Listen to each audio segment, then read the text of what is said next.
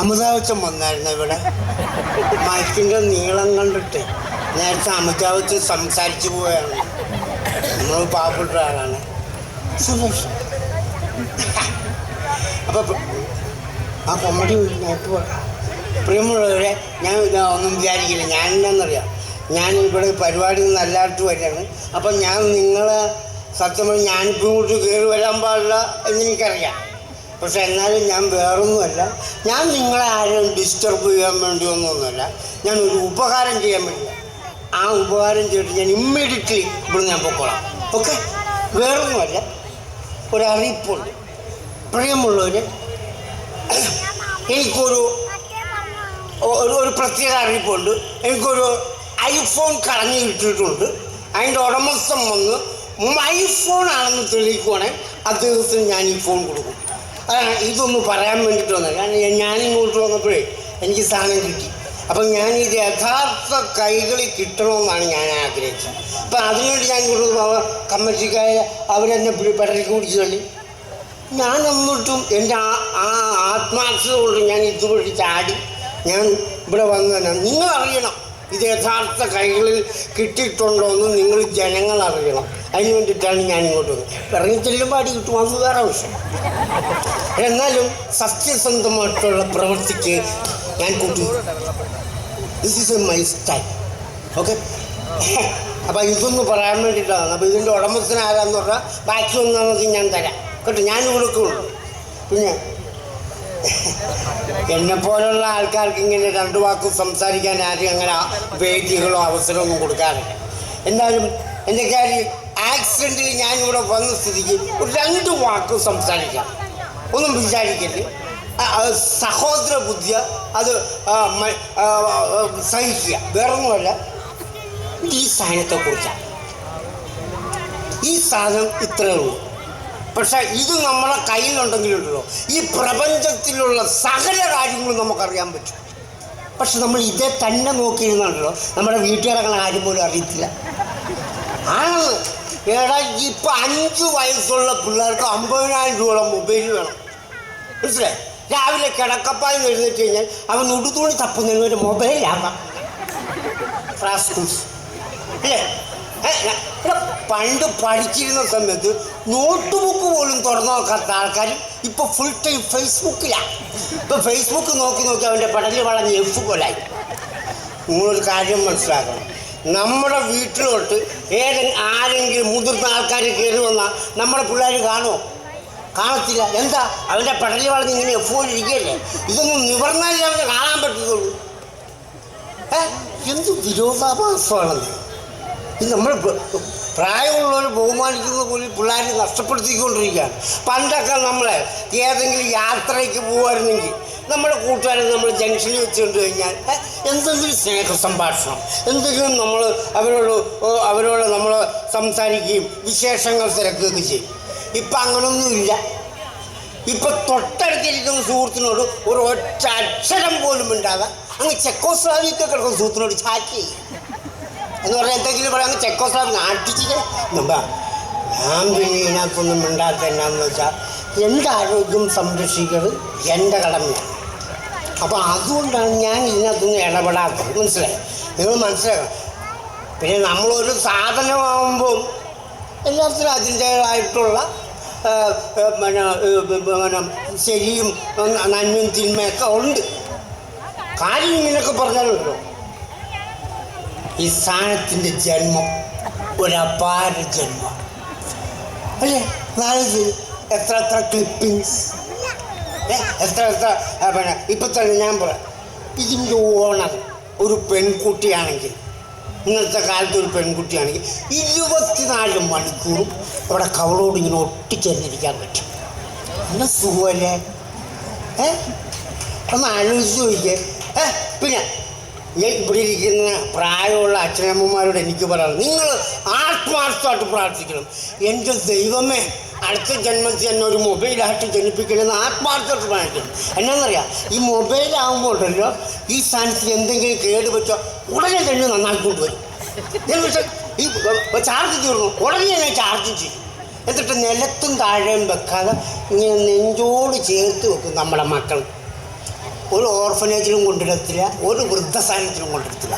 അപ്പം നിങ്ങൾ ആത്മാർത്ഥമായിട്ട് പ്രാർത്ഥിക്കുക, എൻ്റെ ദൈവമേ എന്നെ അടുത്ത ജന്മത്തിൽ ഒരു മൊബൈലായിട്ട് ജനിപ്പിക്കണേ എന്ന് പ്രാർത്ഥിക്കണം കേട്ടോ.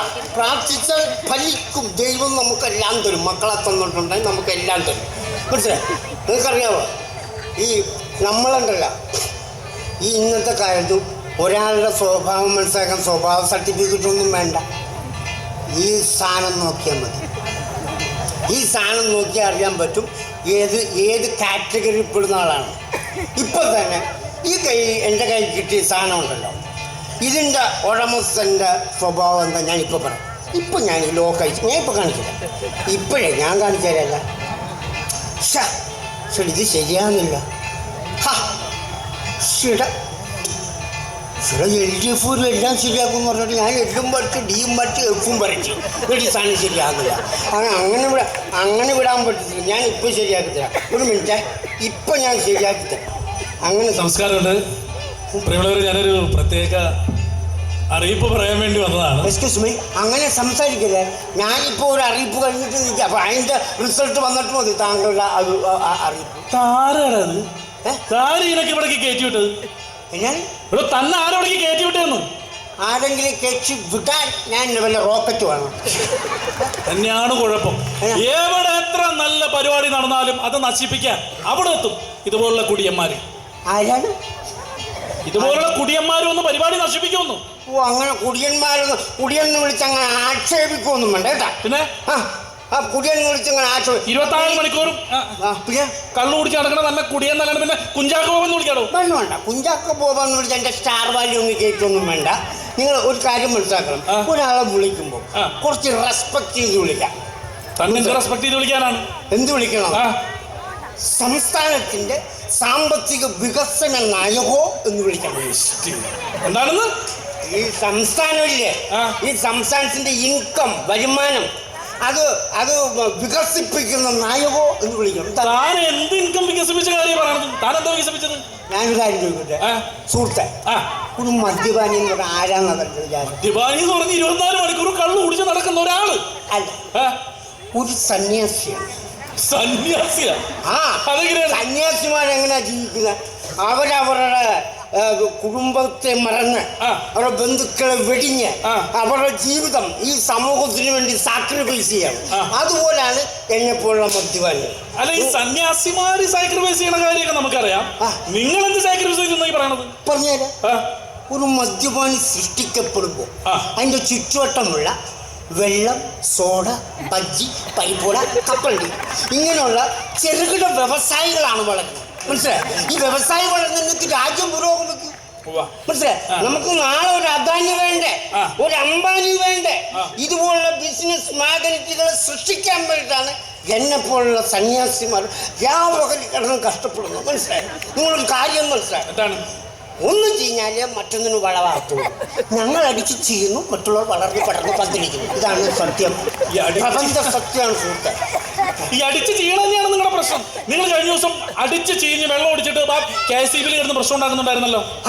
നിങ്ങൾ സാറ് കണ്ടായിരുന്നു? ഞാനവിടെ ബില്ലടിക്കാൻ വന്നിരുന്നല്ലോ. അല്ല, അത് എന്നാന്നറിയാം, എന്റെ വീട്ടില് കറണ്ട് ചാർജ് അടച്ചില്ലെന്നും പറഞ്ഞ വീസ് ഊരിക്കൊണ്ടുപോയി. പിന്നെ കറണ്ട് ചാർജ് അടച്ചില്ലെങ്കിൽ വീസ് ഊരില്ലേ?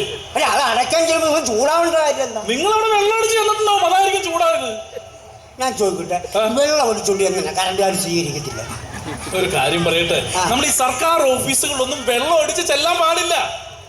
ഓ, സർക്കാരിന് വെള്ളത്തിൽ നിന്ന് കറണ്ട് ഉണ്ടാക്കാം, വെള്ളം അടിച്ചുകൊണ്ട് കറണ്ട് ചാർജ് അടക്കാൻ പോകാൻ പാടില്ല. അതിനെ ഞാൻ അങ്ങനെ സംസാരിക്കില്ല. ഇവിടെ ഡ്യൂട്ടി സമയത്തും വെള്ളം അടിക്കുന്ന ഉദ്യോഗസ്ഥന്മാരൊക്കെ എനിക്കറിയാം. അതാരോടെ ഡ്യൂട്ടി സമയത്ത് വെള്ളം അടിക്കണം? അങ്ങനെ വെള്ളം അടിക്കാനൊന്നും പാടില്ല. അവരുടെ ജോലിയിൽ നിന്ന് പിരിച്ചുവിടും, സസ്പെൻഡ് ചെയ്യും. ഇതുവരെ സസ്പെൻഡ് ചെയ്തിട്ടില്ല, അവർ ഇപ്പോഴും അടിച്ചുകൊണ്ടിരിക്കുകയാണ് ഈ വെള്ളം അടിച്ചിട്ട് സസ്പെൻഡ് ചെയ്ത്. ആരാണോ അത്? ആരാണ്? ഫയർഫോഴ്സുകാരടിക്കുന്നില്ല വെള്ളം, വാട്ടർ അതോറിറ്റിക്കാരടിക്കുന്നില്ല വെള്ളം. അപ്പൊ അവർക്കൊക്കെ വെള്ളം അടിക്കും. അവരെല്ലാം വലിയ ഉദ്യോഗസ്ഥന്മാര്. ഞാൻ ഇച്ചിരി അടിച്ചപ്പോഴാണ് തെറ്റായിപ്പോയി. നിങ്ങളുടെ പ്രശ്നം എന്താണെന്നറിയോ? നിങ്ങൾ 24 മണിക്കൂറും കള്ളു കുടിച്ച് നടക്കുന്നത് കൊണ്ട് നിങ്ങൾക്കൊരു വിവരവും വിദ്യാഭ്യാസവും ഒന്നുമില്ല. നിങ്ങൾ ഈ വെള്ളം അടിക്കുന്ന പൈസ മാറ്റിവെച്ച് എന്തെങ്കിലും പുസ്തകങ്ങളൊക്കെ മേടിച്ച് വായിക്ക്. അതിലാവുമ്പോൾ ഒരുപാട് മഹാന്മാര് ഒരുപാട് മഹത് വചനങ്ങളൊക്കെ പറഞ്ഞിട്ടുണ്ടാവും. അത് വായിച്ചാൽ മാത്രം പോരാ, നമ്മൾ മനസ്സിൽ പകർത്തുകയും വേണം. അപ്പൊ താൻ രക്ഷപ്പെടും. ഈ മഹാന്മാർ എന്തു പറഞ്ഞെന്നാ പറയുന്നത്? ഒരു ഉദാഹരണം പറഞ്ഞേ. ജവഹർലാൽ നെഹ്റു എന്തോ പറഞ്ഞേ? എന്നോടൊന്നും പറഞ്ഞു. എടോ തന്നോടല്ല, ഈ ലോകത്തോട് മുഴുവൻ എന്താ വിളിച്ചു പറഞ്ഞെന്ന്? എന്നാ പറഞ്ഞ? മദ്യം നമ്മുടെ ശത്രുവാണ്, അതിനെ അകറ്റി നിർത്തണം. ഓ അത് ശരി. ഒരു കാര്യം ചെയ്യും, സാർ ഈ ജവഹർലാൽ നെഹ്റു പറഞ്ഞങ്ങോട്ട് സ്വീകരിച്ചു. ഞാൻ കർത്താവ് പറഞ്ഞു, ഞാൻ സ്വീകരിക്കും. കർത്താവ് എന്തോട് പറഞ്ഞത്? നീ നിന്റെ ശത്രുവിനെ സ്നേഹിക്കണമെന്ന്. ഞാൻ ഒരു കാര്യം പറയാം, മഹാന്മാരങ്ങനെ പലതും പറയും. നമുക്ക് ഇഷ്ടമുള്ളതാണ് നമ്മൾ സ്വീകരിക്കും. ഓക്കെ ശരി ശരി, നിങ്ങൾ പുസ്തകം ഒന്നും മേടിച്ച് വായിക്കണ്ട. നിങ്ങൾ ഈ കള്ളു കുടിക്കുന്ന പൈസ മാറ്റി വെച്ചിട്ട് വല്ല ഫ്രൂട്ട്സോ പച്ചക്കറിയൊക്കെ മേടിച്ച് കഴിക്കുക. നിങ്ങളുടെ ശരീരം നന്നാവില്ലേ? Not the point. ഞാൻ ഈ മദ്യപാനൊക്കെ നിർത്തിയിട്ട് കണ്ട വിഷം മേടിച്ച് വെച്ച് ആത്മഹത്യ ചെയ്യാനാണ് ഈ പുള്ളി പറഞ്ഞത്. ഈ വിഷം നമ്മൾ ഈ പച്ചക്കറിയൊക്കെ മേടിച്ചുകൊണ്ട് അപ്പം അങ്ങനെ തന്നെ കഴിക്കുകയല്ല. അത് കുറച്ചു നേരം നല്ല വെള്ളം ഒഴിച്ച് അതിലിട്ട് വെക്കണം. അപ്പൊ അതിന്റെ വിഷാംശമൊക്കെ പോകും. അപ്പൊ നമുക്കെടുത്ത് കഴിക്കാമല്ലോ. ഞാൻ ചോദിക്കില്ലേ, ഈ ഫ്രൂട്ട്സും പച്ചക്കറിയൊക്കെ കൊണ്ടുവന്ന് കുറച്ചു നേരം വെച്ചിട്ട് പാത്രത്തിട്ട് വെള്ളം ഒഴിച്ച് വെച്ചാൽ അതിന്റെ വിഷാംശം പോകും? വിഷാംശമൊക്കെ പോകും.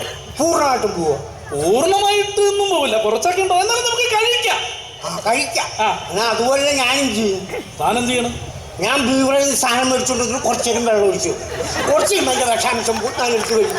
അതിന് കുഴപ്പമെന്താ? സാധനമാണെന്ന് നോക്കിയാൽ പൂർണ്ണമായിട്ട് പോവും. പൂർണ്ണമായിട്ടും പോകത്തില്ല, കുറച്ചൊക്കെ കാണും. എന്നാലും കഴിക്കാം. ഭയങ്കര പാടാ, കുത്തിലെടുക്കും അല്ലേ? കഴിക്കാൻ പറ്റത്തില്ല, ഭയങ്കര പാടാ. അതെ, നിങ്ങളോട് പറഞ്ഞിട്ട് യാതൊരു കാര്യം. ഞാൻ ഒരു കാര്യം പറയട്ടെ, നിങ്ങൾക്ക് ആവശ്യം വിഷമില്ലാത്ത പച്ചക്കറിയാണ്, വിഷരഹിത പച്ചക്കറി. അതിന് ജൈവ പച്ചക്കറി തോട്ടത്തിൽ പോയാൽ മതി. അവിടെ ആകുമ്പോൾ ഒന്നിനും വിഷമില്ല. പിന്നെ ഇതൊരു ജൈവ പച്ചക്കറി തോട്ടത്തില് മൂർക്കം പാമ്പ് അടിച്ചിട്ടാണല്ലോ രാഘവ മാഷ് മരിച്ചു അല്ലേ? പിന്നെ പാമ്പ് കൊത്തി ആള് തട്ടിപ്പോവില്ലേ? താനല്ലേ പറഞ്ഞ ജൈവ പച്ചക്കറി തോട്ടത്തിൽ ഒന്നിനും വിഷമില്ലെന്ന് സംസാരിക്കില്ലേ? അവിടെ വിഷം അടിക്കില്ലെന്ന് പച്ചക്കറികൾക്ക്. അപ്പൊ നമുക്ക് കഴിക്കാമെന്ന്. ഞാൻ ചോദിക്കട്ടെ, ഈ വിഷം അടിച്ചില്ലല്ലേ ഈ സാധനം പുഴു കുത്തത്തില്ല? കുറച്ചൊക്കെ പുഴുത്തി പോവും, പക്ഷെ എന്നാലും നമുക്ക് കഴിക്കാമല്ലോ. ബാക്കി കുറച്ചൊക്കെ നമുക്ക് കഴിക്കാം. ഞാനിത് പറയുമ്പോൾ വേറൊരു കാര്യം ഓർമ്മ വന്നു. എനിക്ക് സ്വന്തമായിട്ടൊരു ജൈവ പച്ചക്കറി തോട്ടമുണ്ട്. ഞാൻ ഇന്നലെ എന്റെ തോട്ടത്തിൽ ചെന്നപ്പോ എന്റെ തോട്ടത്തിൽ വലിയൊരു ഏത്തവാഴയുണ്ട്. ഏത്തവാഴ ഒരു പുഴു ഇരുന്ന് തിന്നുന്നു.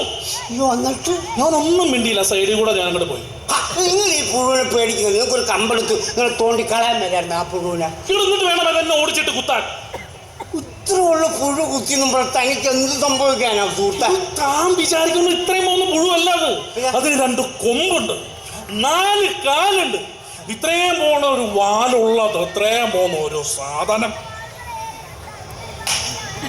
Not the point. പശുവേദ പുഴുവേദെന്നറിയാൻ മേലത്ത് ഈ പുള്ളിയാണ് കൃഷി ചെയ്യാൻ പറഞ്ഞത്. എൻ്റെ ദൈവം, എത്രയോ കൃഷിക്കാരെ ആത്മഹത്യ. ഈ പുള്ളിയെ കൊണ്ട് തന്നെ ആത്മഹത്യ. പ്ലീസ് വിളിച്ചോണ്ട് പോയി സാധനം, വെറുതെ സ്പേസ് കളയാണെന്ന് വിളിച്ചോണ്ട് പൊക്കോ. അതെ അതെ അതെ, തന്റെ പ്രശ്നം എന്താണെന്നറിയോ? തനിക്കൊരു പ്രകൃതി സ്നേഹം ഇല്ലാത്തതാണ് തന്റെ പ്രശ്നം. ഒരു മനുഷ്യനായി കഴിഞ്ഞാൽ മണ്ണ് എന്താണെന്ന് അറിയണം, മണ്ണിന്റെ ഗന്ധം എന്താണെന്ന് അറിയണം, പ്രകൃതി എന്താണെന്ന് അറിയണം, പ്രകൃതി സ്നേഹം അറിയണം. അതൊന്നും അറിയാതെ ഇവിടെ നിന്ന് വർത്താനം പറയണോ? തന്നെയുണ്ടല്ലോ.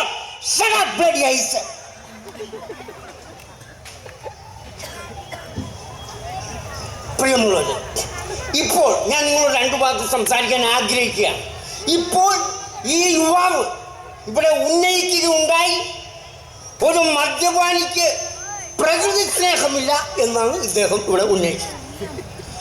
നിങ്ങളൊരു കാര്യം മനസ്സിലാക്കണം, ഒരു മദ്യപാനി മണ്ണിനെ ചുംബിച്ച് മണ്ണിന്റെ ഗന്ധമറിഞ്ഞ് ഒരു അമ്മയുടെ ഗർഭപാത്രത്തിൽ ഒരു പിഞ്ചു കുഞ്ഞു ചുരുണ്ടുകൂടി കിടക്കുന്ന പോലെ കിടക്കുന്ന കാഴ്ച നിങ്ങൾ പല വഴിയോരങ്ങളിൽ കണ്ടിട്ടില്ലേ? നിങ്ങൾ മനസ്സിലാക്കൂ. നമ്മൾ മദ്യപാനികൾ മണ്ണിനെ സ്നേഹിക്കുന്ന പോലെ ഇവിടെ ഏത് ഡിപ്പാർട്ട്മെന്റിൽ ആളുണ്ട്? നിങ്ങൾ ഈ യുവാവിനുള്ള ഉത്തരം നിങ്ങൾ പറയും, ഇദ്ദേഹത്തിനുള്ള ഉത്തരം നിങ്ങൾ പറയും. തന്നോട് ഒന്നും സംസാരിച്ചിട്ട് പറഞ്ഞത്. പ്രിയമുള്ളവരെ, നിങ്ങളോടൊരു അത്യാവശ്യ കാര്യം പറയാൻ വേണ്ടി വന്നതാണ്. അപ്പോഴാണ് ഈ പാമ്പ് എൻ്റെ കഴുത്തിൽ ചുറ്റിയത്. കാരണം മറ്റൊന്നുമല്ല, എൻ്റെ ഒരു ഐഫോൺ കളഞ്ഞു പോയിട്ടുണ്ട്. അപ്പം ഞാനൊരു ബിസിനസ്സുകാരനാണ്. എൻ്റെ ഒരു ബിസിനസ്സും എൻ്റെ ലൈഫിൻ്റെ എല്ലാ പ്രധാനപ്പെട്ട രേഖകളും ആ ഫോണിലാണ്. അപ്പോൾ അത് ആർക്കെങ്കിലും കിട്ടുകയാണെങ്കിൽ എനിക്കൊന്ന് തിരിച്ചു തരണം. ഞാനിവിടെ സ്റ്റേജിൻ്റെ പുറകിൽ തന്നെ ഉണ്ടാവും. അപ്പം എൻ്റെ ഫോൺ കിട്ടുകയാണെങ്കിൽ ദയവ് ചെയ്തൊന്ന് കൊണ്ടുതരണേ. അപ്പോൾ റെഡി? ഓക്കെ. ഹലോ, കഴിഞ്ഞു. ഞാൻ പറഞ്ഞോട്ടെ. കൊല്ലാൻ പറഞ്ഞു. ഞാൻ പറയാൻ പോവല്ല. പ്രിയമുള്ളവര്, എനിക്കൊരു ഐഫോൺ കളഞ്ഞു കിട്ടിയിട്ടുണ്ട്. ഇതിൻ്റെ ഉടമസ്ഥം ഒന്നും ഐഫോണാണ് ശ്രദ്ധിക്കുകയാണ്. എൻ്റെ അമ്മ സത്യം ഞാൻ സാധനം വാ പെട്ടെന്ന്. എന്റെ ഫോൺ എടുത്ത് കൈവച്ചിട്ടാണ് ഇത്രയും നേരം വർത്താനം പറഞ്ഞുകൊണ്ടിരുന്നത്. എന്നാണ് എന്റെ ഫോൺ എടുത്ത് തന്റെ പോക്കറ്റിട്ടാണ് ഇത്രയും നേരം വർത്താനം പറഞ്ഞു. ആ ഫോൺ അല്ല പിന്നെ തൻ്റെ ഫോണാന്ന് പറഞ്ഞാൽ തൻ്റെ കൊണ്ട് തന്നു കഴിയുമ്പോൾ വേറെ ആരെങ്കിലും വന്നിട്ട് അവരുടെ ഫോണാണെന്ന് പറയാം. ഞാനേത് ഫോൺ എടുത്തിട്ടുള്ളൂ. ഇവിടെ ഇരിക്കുന്ന ഒറ്റ ആൾക്കാർ പറയില്ല അത് എന്റെ ഫോണാണെന്ന്. ഇവിടെ ഇരിക്കുന്ന ഒറ്റ ആളും തൻ്റെ ഫോണാന്ന് പറയാത്ത സ്ഥിതിക്ക് ഞാൻ എങ്ങനെ ഫോൺ കൊടുക്കില്ല? നിങ്ങൾ പറ. അതല്ല, ഇവിടെ ഇരിക്കുന്ന ഒരാളും അത് അവരുടെ ഫോണാണെന്ന് പറയില്ലെന്ന്. കൂടുതൽ സംസാരിക്കണ്ട. തൻ്റെ ഫോണാണെങ്കിൽ താൻ അത് പ്രൂഫ് ചെയ്യണം. അത് തുറന്നു നോക്കി, അതിലെ പ്രൊഫൈൽ പിക്ചർ കാണാം. എന്റെ ഫോട്ടോ ആണ്. ഇതില്ല. ഏത് ഈ സ്ഥാനത്ത് ഇത് ഞാൻ ലോക്ക് അടിച്ചു. അത് ഞാൻ അയച്ചു തരാം. ബലം പിടിക്കല്ലേ, ബലം പിടിക്കല്ലേ, ഞാൻ കാണിക്കും. ലോക്ക് അങ്ങ് അടിച്ചാൽ മതി കേട്ടോ. ഓക്കെ.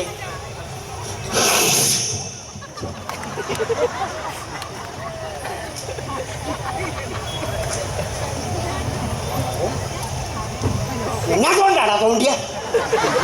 ഞാനിപ്പോൾ തിരിച്ച് വീട്ടിൽ പോവാണ്. നീ എന്ത് ചെയ്താണ്? ഞാൻ ഒരു കാര്യം പറയാം. തോണ്ടുമ്പോൾ ഓപ്പോസിറ്റ് നിൽക്കുന്ന എൻ്റെ ആംബിയറോട് നോക്കുകയാണ് കേട്ടാ. അങ്ങനെ തന്നു തോണ്ടാൻ വന്നില്ല. അയ്യോ കറക്റ്റ് കേട്ട. അയ്യോ ഇവൻ്റെ കറക്റ്റ് ഇവൻ്റെ ഫോട്ടോയാ. പക്ഷെ എൻ്റെ ഫിൽറ്റർ ഭഗവാനെ ഇതിനൊക്കെ ഗ്ലാമർ നിങ്ങളെ സമ്മതിക്കണം. അപ്പം പ്രിയമുള്ളവരെ, നിങ്ങളെല്ലാം ഞാനിപ്പം ഈ ഐഫോണിൻ്റെ ഉടമസ്ഥൻ വന്ന് മൈ ഫോണാണെന്ന് തെളിയിച്ചിരിക്കുകയാണ്. അപ്പം നിങ്ങളോടെല്ലാം ഞാൻ പറഞ്ഞ അടിസ്ഥാനത്തിൽ നിങ്ങളോടെല്ലാം നിങ്ങളുടെ എല്ലാം സമക്ഷത്ത് വെച്ച് ഞാൻ പറഞ്ഞ വാക്ക് ഞാൻ പാലിക്കുകയാണ്. ഇദ്ദേഹത്തിന് ഞാൻ ഈ ഫോൺ കൊടുക്കണം. എല്ലാവരും ഒന്ന് കൈയിടിച്ച്. Thank you. കാരണം ദേവി എന്നെ സഹായിച്ചു. എനിക്ക് അത്രയും പ്രധാനപ്പെട്ട ഒരു വിലപ്പെട്ട ഒരു ഫോണായിരുന്നു. അത് തന്നതിൽ എനിക്കൊരു കാര്യം കേട്ടോ, ഇവിടെ വെച്ച് എനിക്കൊരു കാര്യം മനസ്സിലായി. കാരണം നമ്മളൊരാളുടെ വേഷവിധാനം കൊണ്ടോ സംസാര ശൈലി കൊണ്ടൊന്നും ആരെയും നമ്മൾ അണ്ടർ എസ്റ്റിമേറ്റ് ചെയ്യരുത്. നമ്മളെ ഒരാളെ വെറുതെ അവരുടെ രൂപം ഭാവവും ഒക്കെ കണ്ടിട്ട് അണ്ടർ എസ്റ്റിമേറ്റ് ചെയ്യരുത്. നമ്മൾ അങ്ങനൊന്നും ചെയ്യില്ല. നമ്മളെന്തിനാ ഈ വേറൊരാളെ കയറി മറ്റേ സാധനം അണ്ടർ എസ്റ്റിമേറ്റ് ഈ സാധനം ചെയ്യുന്ന ഈ സാധനം ചെയ്യേണ്ട ഒരു കാര്യവും നമുക്കില്ല. നമുക്ക് വേറൊരാളെ കയറി ഒരു കാരണവശാലും എൻ്റെ പൊന്നുമക്കൾ ഒരു കാരണവശാലും നമ്മൾ മറ്റേ സാധനം ഏതാന്ന് പറഞ്ഞു അണ്ടർ എസ്റ്റിമേറ്റ് ഈ സാധനം ചെയ്യല്ലേ. ഇത് ചെയ്യാൻ ഭയങ്കര സാധനമാണ്. ഇത് ചെയ്യാൻ പാടില്ല. ദൈവത്തെ വിചാരിച്ച് ഒരു കാരണവശാലും പ്രത്യേകിച്ച് നമ്മൾ പ്രായമുള്ളവർക്ക് ഒട്ടും ചെയ്യരുത് ഈ സാധനം. സാധനത്തിൻ്റെ പേരെന്താ? Under estimate. ഈ സാധനം എൻ്റെ പൊന്നുമക്കളെ നമ്മൾ ദൈവകോപം ഉണ്ടാവും. നമ്മൾ പാമ്പ് കുത്തി നമ്മൾ തട്ടുവും.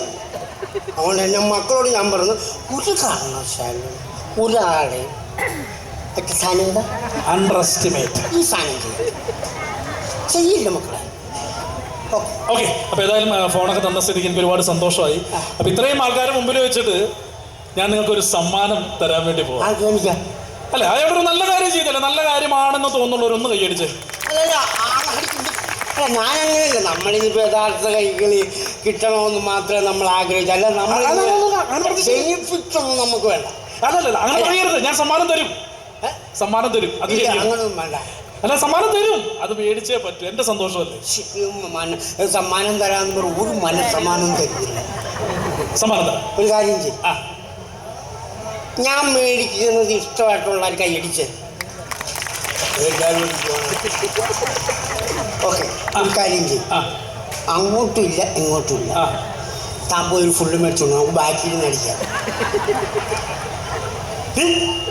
മറ്റേ സാധനമില്ല. മദ്യോ? ഞാനോ? അല്ല, നമ്മൾ രണ്ടുപേരും. ഈടോ ഞാൻ മദ്യപിക്കുന്ന ആളൊന്നുമല്ല. ഞാൻ മദ്യപിക്കുന്ന ആളല്ലെന്ന് കണ്ട സംഭവം കഴിഞ്ഞപ്പോൾ അവരുടെ സ്വഭാവം മാറി. അല്ല, ഞാൻ ചോദിക്കട്ടെ, താൻ ഇന്ന് വരെ മദ്യപിച്ചിട്ടില്ല? ഞാൻ ഇന്നുവരെ മദ്യപിച്ചിട്ടില്ല. എനിക്ക് അതിന്റെ ടേസ്റ്റ് ഇഷ്ടമല്ല. ഞാൻ മദ്യപിച്ചിട്ടില്ല. ഒരിക്കൽ പോലും മദ്യപിച്ചിട്ടില്ല?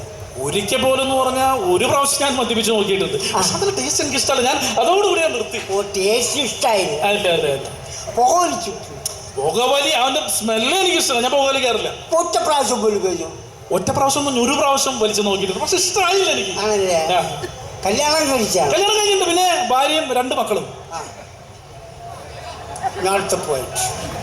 ഈ മാന്യൻ ആദ്യം മദ്യപിച്ച് നോക്കി, അതിൻ്റെ ടേസ്റ്റ് പുള്ളിക്ക് ഇഷ്ടപ്പെട്ടില്ല, പുള്ളി അത് അവോയ്ഡ് ചെയ്തു. പുക ഒഴിച്ചു നോക്കുക, അതിൻ്റെ ടേസ്റ്റ് പുള്ളിക്ക് ഇഷ്ടപ്പെട്ടില്ല, അത് പുള്ളി അവോയ്ഡ് ചെയ്തു. പക്ഷെ ഇതിൻ്റെ ടേസ്റ്റ്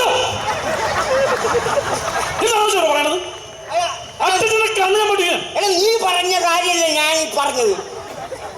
നീ പറഞ്ഞ കാര്യമല്ലേ ഞാൻ പറഞ്ഞു. എന്താ വിളിച്ചേ? എന്താ താൻ എന്താ വിളിച്ചെന്നെ? നീ എന്ന് എന്താ വിളിച്ചെന്ന്? നീ എന്ന് നീ എന്നാ? എടാ, നിന്നെ കയറി നീ എന്നല്ല, പിന്നെ എനിക്ക് എന്നെ കയറി നീ എന്ന് വിളിക്കാൻ പറ്റുമോ? അതന്നെ ഞാൻ, അത് ഗ്രാമർ മിസ്റ്റേക്കാ.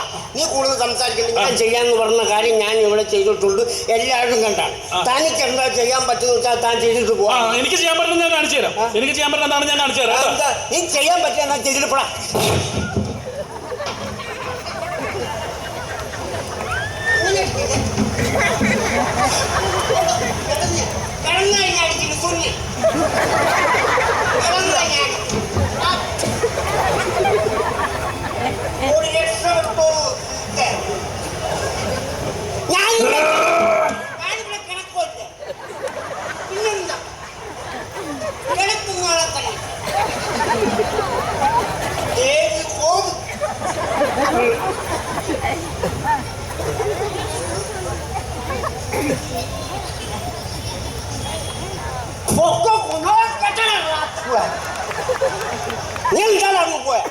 നിങ്ങൾ നാളെ 10 മണിക്ക് പൊക്കിക്കും.